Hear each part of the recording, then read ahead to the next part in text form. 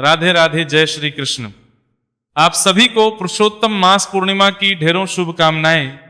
प्रिय भक्तों, आज हम बात करेंगे पुरुषोत्तम पूर्णिमा के बारे में। पुरुषोत्तम मास पूर्णिमा, अधिक मास पूर्णिमा 3 वर्ष में एक बार आती है।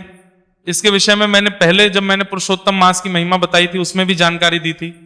परम कल्याणकारी, करोड़ों गुना पुण्य देने वाली अद्भुत तिथि है।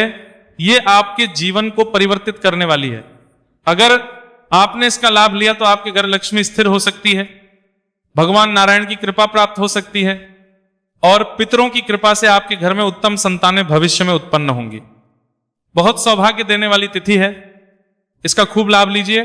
तो इस वीडियो में मैं बताऊंगा आपको कि यह पूर्णिमा इस वर्ष मनानी कब है, क्योंकि पूर्णिमा तिथि को लेके बड़ा असमंजस है, संशय है। कुछ कह रहे हैं 30 को, कुछ कह रहे हैं 31 को। शास्त्रीय विधान क्या कहता है, सिंधु ज्योतिष शास्त्र क्या कहता है, हमारे अन्य जो शास्त्र जहां मुहूर्तों की गणना होती है, तिथियों की गणना होती है, उनमें क्या वर्णन आता है, वेद के द्वारा क्या कहा गया है कि पूर्णिमा, अधिक मास पूर्णिमा कब मनानी चाहिए। इसके आधार पर आपको निर्णय करके दूंगा कि इस दिन आपको व्रत करना है, इस दिन आपको दान करना है। साथ बताऊंगा कि इस दिन आपको सुबह से लेकर शाम तक करना क्या है, क्योंकि ये बड़ा भ्रम होता है लोगों को, जी पंडित जी करें क्या, दिन तो बड़ा अच्छा है, पुण्य देने वाला है, पर पुण्य प्राप्त कैसे करना है, क्या क्या करना है, ये संपूर्ण जानकारी मैं आपको इस वीडियो में प्रदान करने जा रहा हूं। आपसे निवेदन है कि वीडियो यदि थोड़ा सा भी उपयोगी लगे तो एक बार लाइक अवश्य कीजिएगा, जितना हो सके शेयर कीजिएगा, क्योंकि सही जानकारी जब लोगों तक पहुंचती लोग उसका लाभ लेते हैं। सनातन का विस्तार भी होता है और प्रभु की कृपा उसे प्राप्त होती है जिसने उस वीडियो को आगे बढ़ाया। चैनल पर नए हैं तो सब्सक्राइब करते जाइएगा, जिससे किसी प्रकार की अच्छी जानकारी आपको प्राप्त होती रहे, क्योंकि ये एक प्रतिष्ठित ज्योतिष संस्थान का चैनल है। आइए प्रिय भक्तों, जानकारी आरंभ करते हैं।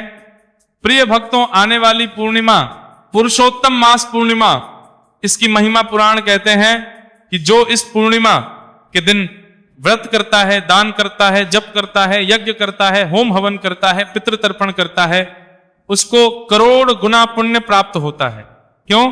क्योंकि ये पुरुषोत्तम मास की पूर्णिमा है। और पुरुषोत्तम मास के विषय में मैंने बताया है आपको, पुरुषोत्तम मास की प्रत्येक महत्वपूर्ण तिथि इतना पुण्य देती कि मनुष्य का भाग्य परिवर्तित कर देती है। उसी में से एक बड़ी महत्वपूर्ण तिथि है पूर्णिमा। तो सबसे पहले मैं बताता हूं कि पूर्णिमा पर आपको सुबह से शाम तक करना क्या है, कैसे पुण्य प्राप्त करना है और कैसे इस योग का लाभ लेना है। फिर आपको बताऊंगा कि यह पूर्णिमा है किस दिन। ये सब कर्म आपको करने कब है, बस आपको यही कहूंगा कि ध्यान से सुनिएगा, एक एक बात पे ध्यान दीजिएगा।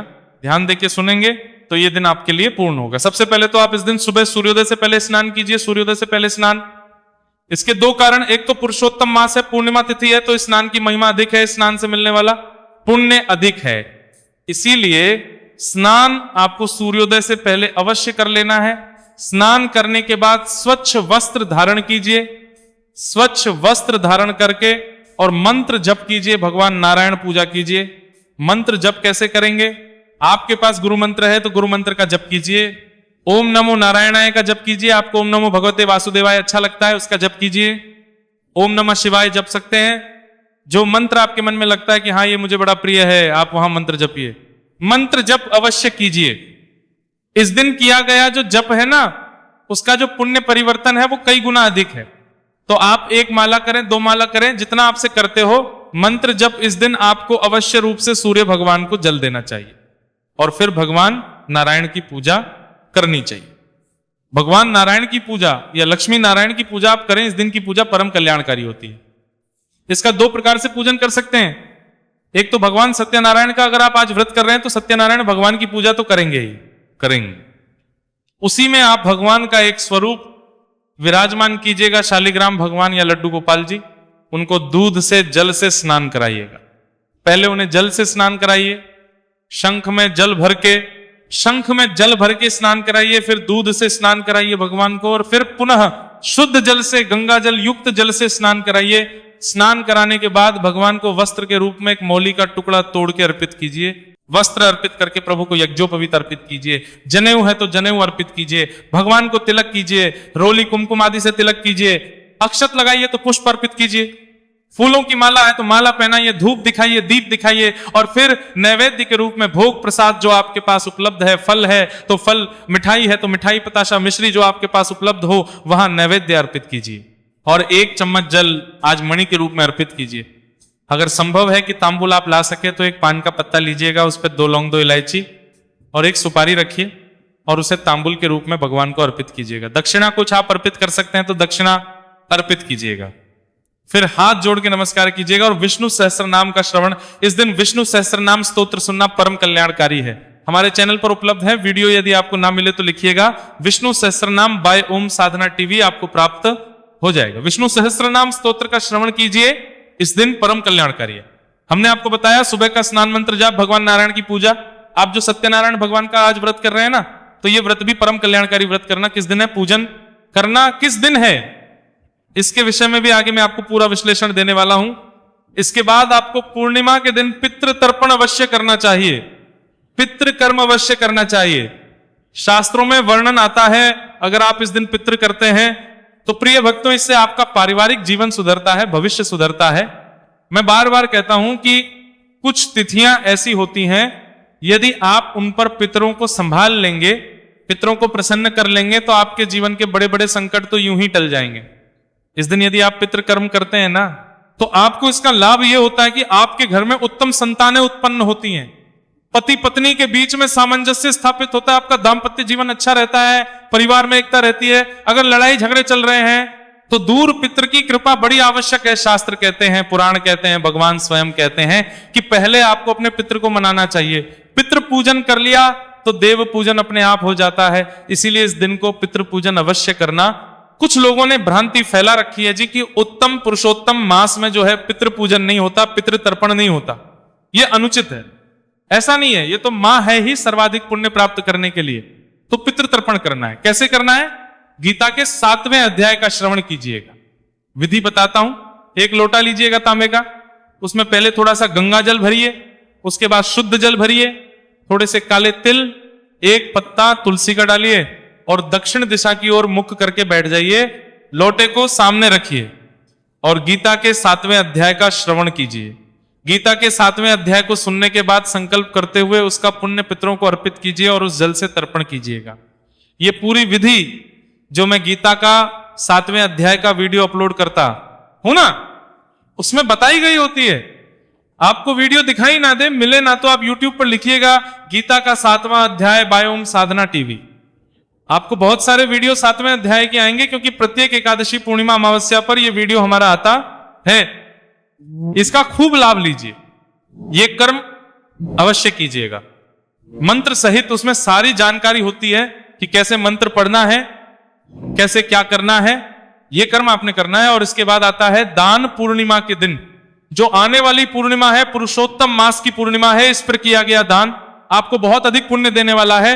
तो इस दिन दान करना है। दान क्या करना है? दान जैसी जिसकी सामर्थ्य है उसके अनुसार आप अन्न दान कर सकते हैं, भंडारे लगा सकते हैं, या ब्राह्मण को भोजन करा सकते हैं। मंदिर में भोजन सामग्री ब्राह्मण को दे सकते हैं, पंडित जी को दे सकते हैं, दक्षिणारत की जल दान कर सकते हैं। इस दिन आप गरीबों को, जिन्हें हम दरिद्र नारायण कहते हैं, उनको खाद्य सामग्री बांट सकते हैं, सहायता दे सकते हैं। गाय माता को चारा खिलाइए, पक्षियों को दाना डालिए। श्रमदान भी अपने आप में एक दान है। अर्थात किसी के पास पैसे की परेशानी है तो आप श्रमदान कीजिए, मंदिर में जाइए, वहां साफ सफाई कीजिए, भगवान की कहीं धार्मिक कार्य हो रहे हैं वहां पे सहायता कर दीजिए, श्रमदान कीजिए, धन दान कीजिए। जो जो कर पाए उसे वो करना चाहिए। गरीब है, धन नहीं है तो श्रमदान करें। आप सामग्री ला सकते हैं, पूरा समय है तो बहुत सारी सामग्री लाइए, उसका दान कीजिए। और सामग्री लाने का समय नहीं है तो धन का दान कीजिए, पैसे का दान कीजिए। दान अवश्य करना है। इस दिन का दान आपको कई करोड़ गुना पुण्य देने वाला है। तीसरा कर्म, इस दिन आपको 33 मालपुए का दान करना चाहिए। जानकारी मैंने आपको पहले भी बताई थी, शास्त्रीय मैंने बताया था कि 33 मालपुए का दान कितना कल्याणकारी है। ये 33 मालपुए का दान जो कि कांसे की कटोरी में रख के देना है, ये संपूर्ण भूमंडल दान करने का पुण्य दे देगा आपको। आप सोचिए, क्या एक जमीन का टुकड़ा भी दान कर सकते हैं क्या? पर इतना सा दान पूरी पृथ्वी दान करने का पुण्य देगा। साधारण नहीं, इसीलिए आपको अवश्य करना चाहिए। आप में से बहुत से कमेंट्स आ रहे हैं, पंडित जी कब करें कब करें। ये उत्तम तिथि आ रही है, इस दिन करिए। इसके अतिरिक्त अब हम बात करेंगे चंद्र पूजन की। चंद्र देव का पूजन आपको इस दिन अवश्य करना है। चंद्रमा का पूजन जब चंद्र देव भोजित होंगे सायंकाल को, रात्रि काल को, तो चंद्र पूजन होगा। चंद्र पूजन में एक लोटा लीजिएगा। लोटे में या तो केवल दूध ले सकते हैं या दूध मिला हुआ जल ले सकते हैं। दूध ना हो तो केवल जल ले सकते हैं। थोड़े से सफेद पुष्प उसमें डाल लीजिएगा या सफेद चंदन डाल लीजिएगा, और उससे जब चंद्र उदय हो जाए तो चंद्रमा की ओर मुख करके ओम श्रांग श्रीं श्रौं सह चंद्रमसे नमः, ओम श्रांग श्रीं श्रौं सह चंद्रमसे नमः, यह मंत्र बोलते हुए चंद्र देव को अर्घ्य दीजिए। उसके बाद तिलक लगाइए, अक्षय अर्पित कीजिए, कुछ प्रसाद अर्पित कीजिए और खड़े खड़े परिक्रमा कीजिए। चंद्र पूजन पूर्णिमा के दिन अगर आपने किया तो यह आपके घर में लक्ष्मी को स्थिर करेगा, इसलिए आपको चंद्र पूजन पूर्णिमा के दिन अवश्य करना चाहिए। और इसके बाद हो जाएगी शाम दीपदान। दीपदान के लिए यह दिन बड़ा कल्याणकारी है। यूं तो प्रतिदिन पुरुषोत्तम मास में दीपदान करना है आपको। पुरुषोत्तम मास में अगर प्रतिदिन ना कर पाए ना, तो यह वो प्रमुख तिथि है जब आपको अवश्य करना है। दीपदान कीजिए, चाहे 33 बाती का करें चाहे एक बाती का करें, दीपदान महत्वपूर्ण है। खड़ी बाती, लंबी बाती, बाती इस समय कुछ नहीं रखा, दीपक जलाना है बस, ये ध्यान रखिए। घी का जलाए, तिल के तेल का जलाए, दीपक आपने अवश्य जलाना है। एक दीपक नारायण के निमित्त जलाएंगे और सायंकाल को अपने मुख्य द्वार पर एक दीपक अवश्य जलाएगा। ये वो कर्म है जो आपके लिए अत्यंत पुण्य लेके आने वाले हैं। इस दिन पर दीपदान की महिमा बहुत है पुरुषोत्तम मास में। मैंने इसके ऊपर एक वीडियो बनाया है, शास्त्रीय जानकारी दी है आपको किस पुराण में कहां कहां लिखा है। आप उस वीडियो को देख सकते हैं। अगर अभी तक नहीं देखा है तो कमेंट कीजिएगा, आपको मैं लिंक भेज दूंगा। बड़ी महिमा है दीपदान के साथ, तो ये दीपदान अवश्य करना है। अब मैं बता दूं लास्ट में वो सावधानियां जिनका आपको ध्यान रखना है इस दिन। एक तो तुलसी पत्र इस दिन नहीं तोड़ा जाएगा, ध्यान रखिएगा। दूसरे का अन्न आपको इस दिन नहीं खाना चाहिए। अगर दूसरे का अन्न आप खाते हैं ना तो आपका पुण्यशील हो जाता है, उसको चला जाता है। ये 2 कार्यपत्र पुष्प नहीं तोड़ने और दूसरे का अन्न इस दिन आपको नहीं खाना, अनुचित कर्म कोई नहीं करना है। इस प्रकार से अगर आप इस दिन को संभाल लेंगे, आप पुण्यों की भी नहीं कर सकते। घर में लक्ष्मी स्थिर होगी, सौभाग्य की जागृति होगी। अब महत्वपूर्ण जानकारी यह कि निर्धारण कैसे होगा, करनी कब है पूर्णिमा, कौन सा कार्य किस दिन करना है, शास्त्रीय नियम क्या कहते हैं। प्रिय भक्तों, पूर्णिमा इस वर्ष जो पुरुषोत्तम मास की पूर्णिमा है, ये 2 दिन है, 30 मई और 31 मई। ये पूर्णिमा शुरू हो रही है 30 मई को 11:58 पर सुबह पर और समाप्त होगी। 31 मई को 2:14 पर दोपहर को। इस प्रकार से ये 2 दिन पूर्णिमा है। अब कई बार क्या होता है, लोग कहते हैं कि उदय तिथिवान के अनुसार 31 को है तो 31 को ही करेंगे। नहीं, इसमें कुछ नियमों का हमें ध्यान रखना चाहिए।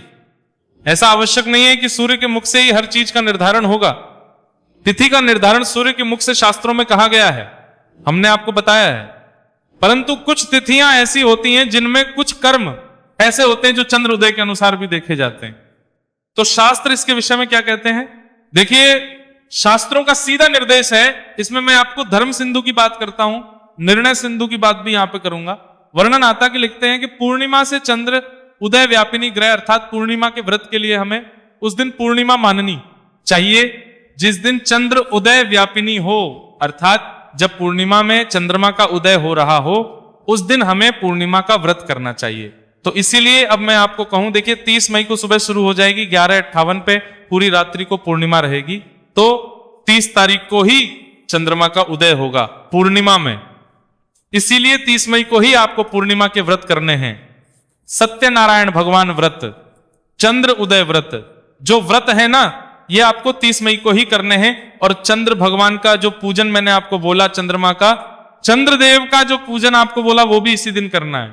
पर ऐसा नहीं कि सारा इसी दिन करना है, आगे भी कुछ निर्देश है। शास्त्रों के स्नान दानित उदय व्यापिनी ग्रह, अर्थात स्नान दान पितृ तर्पण आदि के लिए हमें उदया व्यापिनी तिथि को ग्रहण करना चाहिए। उदया व्यापिनी जिस दिन तिथि हो उसी दिन आपको ये कर्म करने चाहिए।